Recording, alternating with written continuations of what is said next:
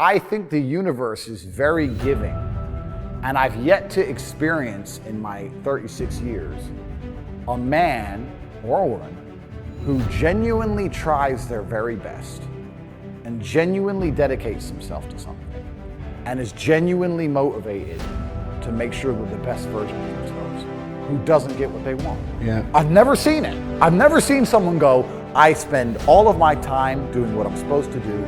I do not waste any of my time. I dedicate myself. I'm good to people. I'm honest. I'm hardworking. I'm there on time. Every time I've got a meeting, I've got a firm handshake. I don't snake anybody. God likes me. I work hard. I'm not an evil person, and I work really, really hard. Who doesn't have everything they want?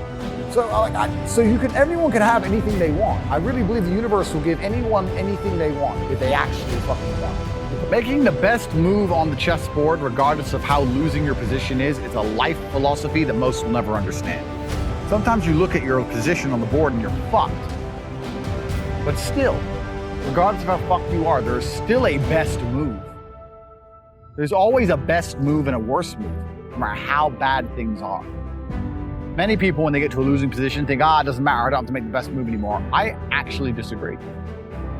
Maybe 9 times out of 10, the best move won't save you, but that 1 time out of 10, the best move might be just enough to save your ass. And on a long enough time frame, if you play the game repeatedly, day after day, taking risks, always making the best move regardless of whether you're winning or losing, it will compound into an upward spiral of never-ending success. You might end up somewhere near me. You might have dinner one day. You might stop being a brokey. You might stop being a loser. If your girl leaves you, the best move on the board, perhaps, is to go to the gym, perhaps is to send her flowers, perhaps is to never text her again. But you should make the best move on the board regardless. Even if you don't want her back, you should still make the best move. You should always think that way.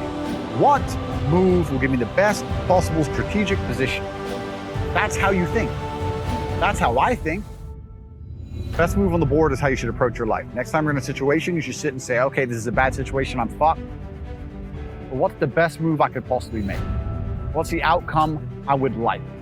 What's the most likely move to give me that particular outcome? And you'd be surprised what some of them are. I had a guy email me the other day saying he lost his job. And he was the worst salesman. Well, then you deserve to lose your job. That's how sales works. It's fearsome. He goes, well, I don't know. What should I do? I said, what's the best move on the board? He goes, well, I really want the sales job. I think I can get good at it. I said, well, then work for free. So do you have another job yet? He said, no. Okay, while you're applying for other jobs, instead of sitting around on your ass at home, keep working for free for the company for 2 or 3 weeks. See if you can turn it around. And he tried that. And he couldn't because he's shit at sales.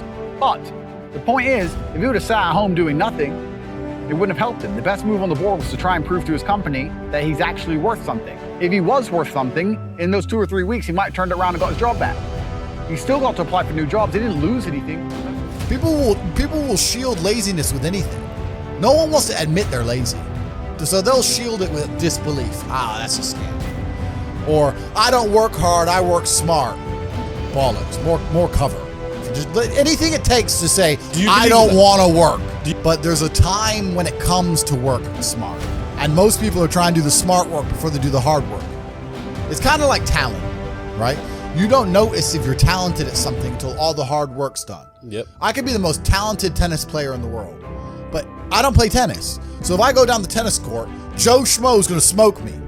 I don't get to see my talent until I've worked so hard that I'm in the top 1%, and now I'm beating them because I have some God-given gift. Yeah. You understand? Yeah. You have to do the hard work first. If there's no hard work, there's no smart work. So someone's going to sit there and go, I work smart, I don't work hard, so I only have to work an hour a day. If working smart gets you a lot done in an hour a day, then you should work smart for 12 hours a day and get 12 times the work done. I am absolutely and utterly a believer in hard work.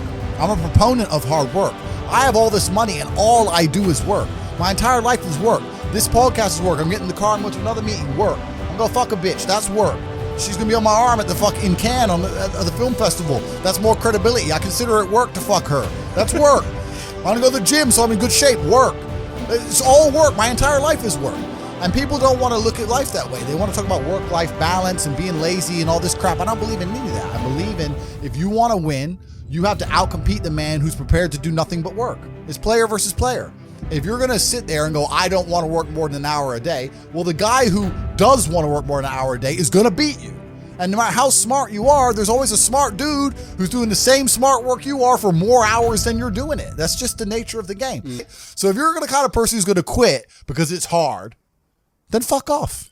I don't even want your energy around me, because quitters are the worst people on the planet. You can give a quitter absolutely everything and they will still fail. You can give it, doesn't matter what it is. If you go to IKEA and buy a flat pack fucking table and put it in front of a quitter, you will never have a table. He'll look at it, and it's just long, and he'll quit. Quitters can have every single advantage. Quitters can have all the information. Quitters can have all the tutelage. Quitters can have a mentorship. Quitters can have someone who messages them every morning, hey bro, let's get it. And guess what they're gonna do at the end? Quit. They ain't never gonna have shit. So if you're a quitter, I don't even want you even inside my organization. I don't want quitters anywhere near me, because you're never gonna be successful. People say, hey man, you need to find what you're passionate about and do that. And what they're trying to say is only do what you like, because you have no motivation to do anything else. And motivation in and of itself is a scam. I don't believe in motivation. I believe in discipline. I am not motivated to do the things I'm supposed to do every day. I don't wake up full of like joy. I have to go to the gym, or that I have to work, or I deal with crap. I don't feel motivated to do them. I'm disciplined. I do them regardless of how I feel. Whether I'm in the mood to do it or I'm not in the mood to do it, it gets done. That's discipline. Discipline's a real thing. Motivation is fleeting. Yeah. You're never going to be permanently motivated. So if someone comes along and says, oh, do what you're passionate about, what they're saying is you'll have endless motivation, and then you'll be able to try hard. If you're the kind of person who can only try hard at something he enjoys, then you're going to fail. Because most things you enjoy don't pay any money. If they paid money, you wouldn't enjoy them.